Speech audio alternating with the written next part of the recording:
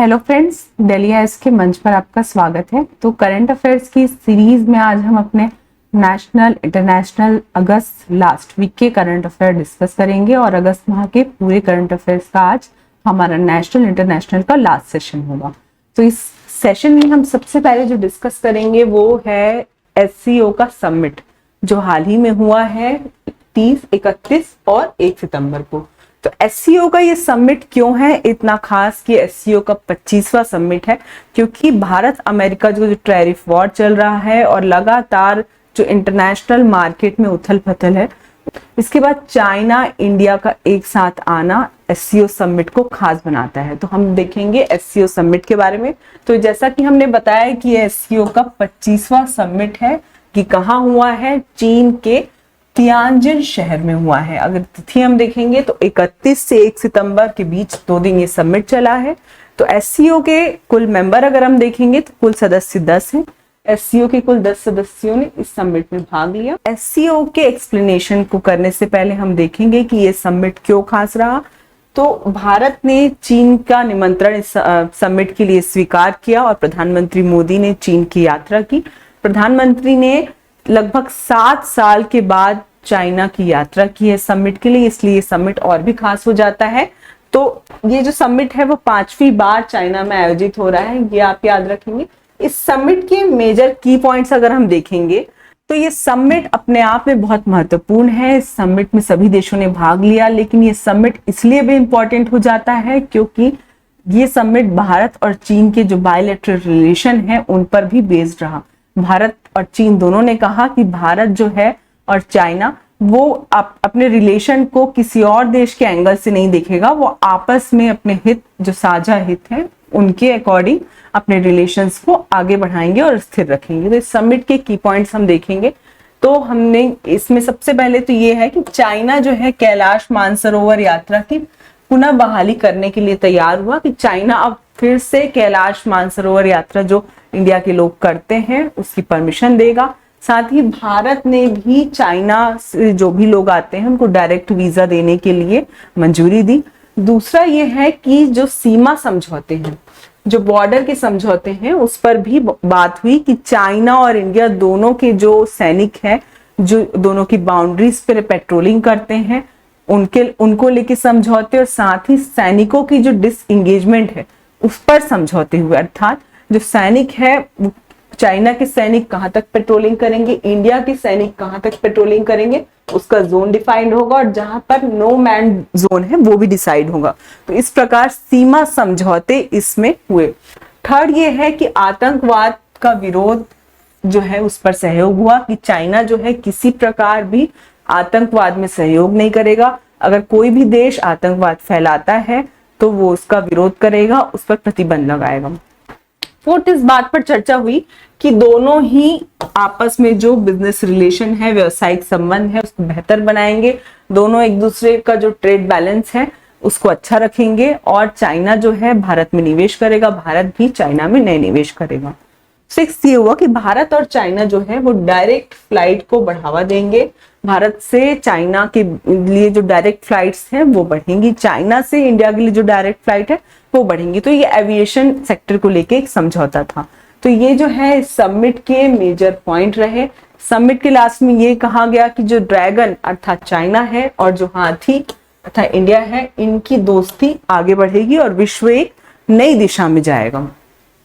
साथ ही इस समिट में 2026 में जो ब्रिक्स का समिट इंडिया में होने वाला है उसके लिए हमारे प्रधानमंत्री जी ने चाइना के प्रधानमंत्री को आमंत्रित किया। तो ये थी इस समिट की प्रमुख बिंदु।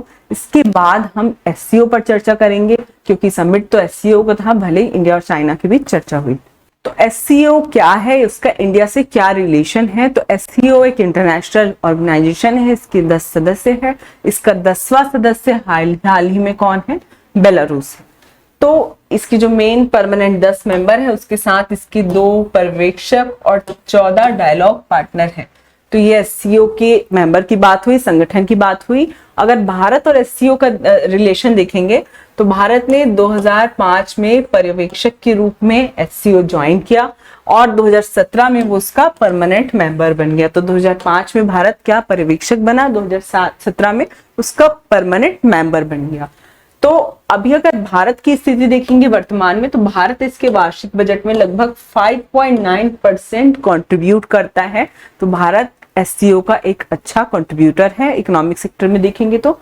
और अगर इसके समिट्स की बात करेंगे तो भारत ने 23rd एससीओ समिट की मेजबानी की थी और वाराणसी जो है इंडिया की, उसको पहली SCO cultural and tourism capital घोषित किया गया था। तो ये जो एससीओ है वो इंडिया के लिए इसलिए इम्पोर्टेंट भी है क्योंकि आतंकवाद का और जलवायु परिवर्तन के लिए एससीओ के जो देश हैं वो आपस में साथ में आते हैं और इसका विरोध करते हैं। साथ ही ये जो एससीओ है वो इंडिया के लिए अभी इसलिए भी इम्पोर्टेंट हो जाता है कि जहां एक और इंडिया के रिलेशंस अमेरिका से अस्थिर हो गए हैं, तो वो जो एशिया के देशों हैं, एससीओ के देश है, उसके साथ अच्छा गठबंधन करके उनके साथ आगे बढ़कर अपने व्यापार को संतुलित दिशा में ले जा सकता है। तो नेक्स्ट हम देखेंगे एक और इंटरनेशनल न्यूज है। हमारे जो प्रधानमंत्री हैं उन्होंने जापान की यात्रा की है हाल ही में।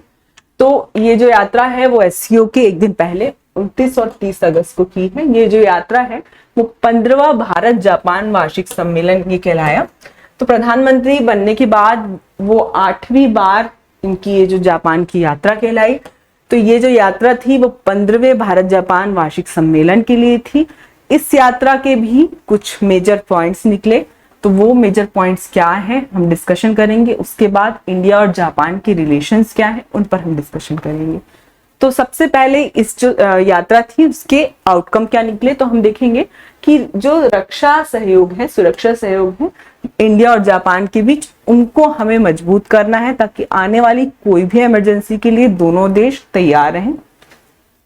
दूसरा ये है कि दोनों इकोनॉमिक पार्टनरशिप को और मजबूत करेंगे, दोनों ही एक दूसरे के साथ फ्री ट्रेड एग्रीमेंट्स को आगे बढ़ाएंगे।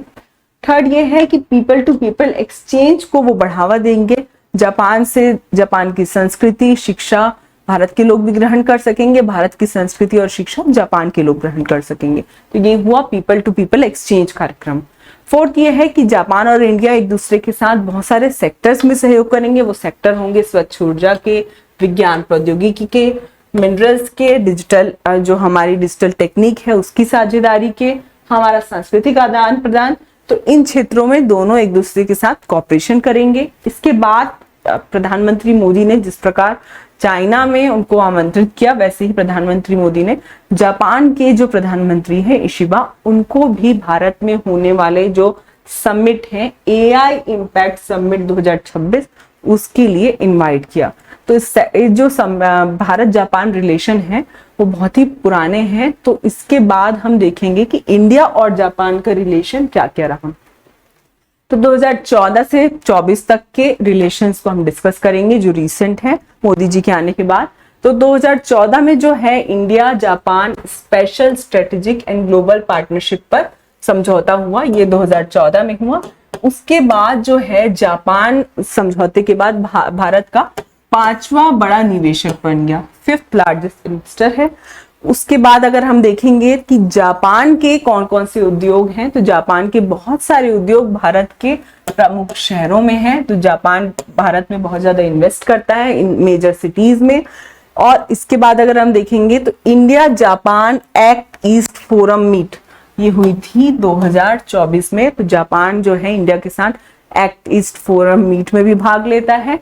और अभी अगर हम सामरिक दृष्टिकोण से देखेंगे तो भारत और जापान जो है सेना जो अभ्यास करती है वो है धर्म गार्जियन। तो ये संयुक्त सैन्य अभ्यास जॉइंट मिलिट्री ऑपरेशन करते हैं धर्म गार्जियन। इसके बाद अगर हम देखेंगे तो 2025-26 जो रिसेंट ईयर है उसको year of science technology and innovation exchange का वर्ष कहा है। तो इंडिया और जापान 2025-26 में साइंस टेक्नोलॉजी और इनोवेशन की जो भी टेक्निक है उसका एक्सचेंज करेंगे, इसीलिए इस ईयर को year of science technology and innovation घोषित किया है। तो ये इंडिया और जापान के 14 से 2025-24 तक रिलेशंस थे 2014 में हम स्ट्रेटेजिक पार्टनरशिप किए, उसके बाद जापान हमारा बड़ा निवेशक बना। जापान की जो उद्योग हैं वो भारत के 11 शहरों में है। हम एक्ट ईस्ट फोरम में भाग लेते हैं और अभी 25-26 में हमने ये इनोवेशन और टेक्नोलॉजी का ईयर घोषित किया। तो ये मेजर पॉइंट्स हैं। इनके बाद जो है भारत जापान रिलेशन आपके मेंस के लिए, आपके एसे के लिए, वनडे एग्जाम के लिए बहुत इंपॉर्टेंट हो जाते हैं हाल ही में। इसके बाद हम देखेंगे हाल ही में एक नेशनल न्यूज आई है, संसद का मानसून सत्र चल रहा था। इस मानसून सत्र में कुछ विधेयक रखे गए, जिसमें से एक विधेयक बहुत महत्वपूर्ण हो जाता है। वो है 130वां संविधान संशोधन विधेयक बिल, जो संसद के मानसून सत्र में रखा गया। अब ये विधेयक क्या है, इस पर हम चर्चा करेंगे।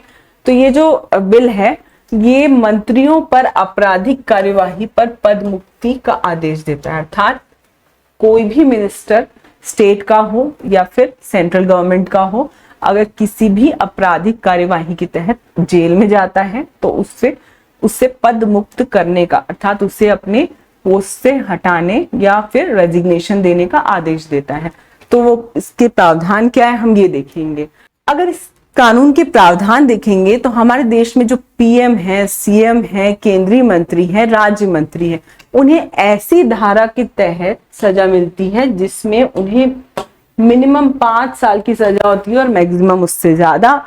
और अगर वो बिना आरोप सिद्ध हुए और बिना जमानत के 30 दिन तक जेल में रह जाते हैं तो 31वें दिन वो स्वतः ही पद मुक्त होंगे। अर्थात 30 दिन तक अगर उन पे आरोप सिद्ध नहीं हो पाता और उन्हें जमानत भी नहीं मिलती, उनका केस चलता रहता है, तो उन्हें 31st डे अपने आप ही अपने जो पोस्ट है उससे रिजाइन माना जाएगा, उन्हें वहां से मुक्त माना जाएगा या उन्हें खुद ही रेजिग्नेशन देना होगा। तो ये जो कानून है ये जो कानून है इसमें एक और प्रावधान है। इसमें यह है कि यदि वह निर्दोष या जमानत पर बाहर आ जाते हैं विद इन 30 डेज तो वो पुनः अपने पोस्ट पर जा सकते हैं, पुनः अपने पद पर जा सकते हैं। ऐसा नहीं है कि उन्हें अगर उन्होंने पहले ही अगर उस पोस्ट से रेजिग्नेशन दे दिया है जेल में जाने के बाद या उन्हें, तो इस कानून में एक और प्रावधान है कि यदि वह 31 या 30 डेज से पहले उन्हें जमानत मिल जाती है या वो निर्दोष सिद्ध हो जाते हैं तो उन्हें पुनः अपने पद पर आने की अनुमति होगी, वो पुराना अपना पोस्ट ज्वाइन कर सकेंगे। तो 2 प्रोविजन है। एक प्रोविजन है कि अगर उन्हें सजा मिलती है 5 साल से ज्यादा वाली धारा के तहत या 5 साल तक की धारा के तहत, तो वो 30 दिन तक अगर मुक्त नहीं होते हैं तो वो उन्हें अपने पोस्ट से रिजाइन करना होगा, नहीं तो पद मुक्त माने जाएंगे। और अगर वो 30 दिन के अंदर निर्दोष सिद्ध हो जाते हैं या उन्हें जमानत मिल जाती है तो क्या होगा, वो फिर से अपनी पोस्ट ज्वाइन कर सकेंगे। तो ये 2 मेजर प्रोविजन थे इस कानून के। तो इस कानून के आने के बाद सत्ता पक्ष और विपक्ष ने बहुत सारे अपने अपने तर्क दिए, तो हम देखेंगे वो क्या थे। तो सत्ता पक्ष ने क्या तर्क दी ये हम देखेंगे। पहला उन्होंने ये कहा कि ये मंत्रियों में भ्रष्टाचार पर रोक लगाएगा, उन्हें नैतिक आचरण करने के लिए प्रेरित करेगा। दूसरा ये कहा गया कि हमारे देश में लोकतंत्र की रक्षा करेगा, क्योंकि चुनाव जो है वो लोकतंत्र का सबसे बड़ा माध्यम है। तो जनता खुद चुनाव से मंत्रियों को चुनती है, अपने प्रतिनिधियों को चुनती है। तो ऐसे प्रतिनिधि अगर जेल में रहते हैं तो ये हमारे लोकतांत्रिक भावना का हास है। ये उन्होंने पक्ष में तर्क दिए। इसके लिए अगर हम विपक्ष में तर्क देखेंगे तो विपक्ष ने ये दिया कि ये सत्ता पक्ष की सरासर तानाशाही है। बिना किसी सबूत के अगर किसी पर आरोप लगता है तो वो कई बार 30 दिन से ज्यादा जेल में रह जाता है। ऐसे में उनके पद मुक्त होने की संभावना बहुत ज्यादा बढ़ेगी। दूसरा उन्होंने ये कहा कि ये शक्ति पृथक्करण का उल्लंघन है, क्योंकि इस संविधान संशोधन से हमारे 75(5)(a) और 164(4)(a) में नया आर्टिकल जोड़ा जा रहा है। तो 75(5)(a) जो है सेंट्रल गवर्नमेंट का आर्टिकल है, 164(4)(a) जो है वो स्टेट गवर्नमेंट का आर्टिकल है, जो मंत्रियों को, राज्य के मंत्रियों को पद से हटाने का प्रावधान करता है। तो ऐसे में राज्यों की सलाह लेना भी केंद्र का कर्तव्य है। तो इसलिए इसे संघीय भावना का हास कहा जा रहा है, संघीय पृथक्करण का उल्लंघन, शक्ति पृथक्करण का उल्लंघन कहा जा रहा है। थर्ड उन्होंने ये कहा कि ये जांच एजेंसियों के दुरुपयोग को बढ़ाएगा। तो दोनों ही पक्ष, विपक्ष ने इस कानून के संदर्भ में अभी अपने पक्ष और विपक्ष ने दोनों अपने अपने तर्क दिए हैं। तो ये कानून अभी हाल ही में रखा गया है, ये बिल के रूप में पारित होता है कि नहीं, ये आगामी समय में समझ में आएगा। तो इसके बाद हम देखेंगे कि हाल ही में संडे के दिन प्रधानमंत्री मोदी की मन की बात का 125वां एपिसोड देशवासियों को संबोधित हुआ। तो पहला एपिसोड कब संबोधित हुआ था, आप ये बताएंगे कमेंट बॉक्स में। तो 125वें एपिसोड में प्रधानमंत्री मोदी जी ने किन बिंदुओं पर चर्चा की, हम ये देखेंगे। तो उन्होंने सबसे पहले तो जम्मू और उत्तराखंड में जो लगातार आपदाएं चल रही है, लैंडस्लाइड्स चल रही है, बाढ़ आई है, उस पर चर्चा की कि ये जो आपदाएं हैं देश को एक नई कसौटी पर, देश के जो इंफ्रास्ट्रक्चर है उनको नई कसौटी पर कस रही है। अर्थात हमारा देश का इंफ्रास्ट्रक्चर इतनी बड़ी बड़ी बाढ़ या भूस्खलन के लिए तैयार नहीं है, हमें अब अपने इंफ्रास्ट्रक्चर को और भी ज्यादा मजबूत करना पड़ेगा। सेकेंड, उन्होंने ये कहा कि जो पुलवामा का पहला day and night cricket match है वो हुआ, तो जम्मू कश्मीर में लगातार जो आतंकवादी घटनाएं हो रही है उसके बाद ये जो डे एंड नाइट मैच है ये वहां बहुत पॉजिटिव एनवायरनमेंट ला रहा है। थर्ड, उन्होंने ये कहा कि पहले खेलो इंडिया वाटर फेस्टिवल जो डल झील पर हुए वो भी जम्मू कश्मीर में एक नई उम्मीद, जम्मू कश्मीर को वाटर स्पोर्ट्स का एक नया हब बना रहे हैं। फोर्थ, उन्होंने एमपी मध्य प्रदेश के एक जिले की चर्चा की जो है शहडोल। तो शहडोल जिसे मिनी ब्राजील कहा था प्रधानमंत्री मोदी ने वहां जब उनका प्रवास हुआ था, तो ये जो मिनी ब्राजील है, शहडोल के जो आदिवासी गांव हैं वहां के जो बच्चे हैं वहां वो फुटबॉल में बहुत आगे हैं। तो उनकी इसी फुटबॉल की प्रतिभा को देखते हुए उन्होंने शहडोल को मिनी ब्राजील कहा था। तो ये मिनी ब्राजील के जो बच्चे हैं अब जो जर्मनी में प्रशिक्षण लेंगे, उन्हें किसी प्रकार के संसाधनों की कमी नहीं होगी, ये हमारे देश के फुटबॉल का नया भविष्य बनेंगे। तो ये जो मेजर पॉइंट्स थे उन पर उन्होंने चर्चा की। इसके बाद हम देखेंगे खेलो इंडिया वाटर स्पोर्ट्स, जिसकी चर्चा मन की बात में की गई। तो खेलो इंडिया वाटर स्पोर्ट्स 2025 क्या है, ये इसका पहला संस्करण था। ये कहाँ आयोजित हुआ, ये हमने बताया कि अभी ये जम्मू कश्मीर के डल झील में आयोजित हुआ। अगर हम इसकी डेट देखेंगे तो ये है 21 से 23 अगस्त तक। इसका हम मैस्कॉट देखेंगे शुभंकर, तो वो है हिमालयन किंगफिशर। इसमें कुल 6 खेलों के तहत जो है कंपटीशन हुआ। 6 खेल जो थे वो वाटर से रिलेटेड थे। अगर हम इसके मेजर पॉइंट्स देखेंगे, ये जो वाटर स्पोर्ट्स है वो खेलो इंडिया जो गेम्स है, खेलो इंडिया ये उनका ही विस्तारित भाग है। सब इसी वर्ष हमने एक और वाटर स्पोर्ट्स का आयोजन किया जो कि खेलो इंडिया बीच गेम्स कहलाए। ये कहाँ हुए थे, ये दीव में हुए थे खेलो इंडिया बीच गेम्स। और ये खेलो इंडिया वाटर स्पोर्ट्स कहाँ हो रही है, जम्मू कश्मीर में।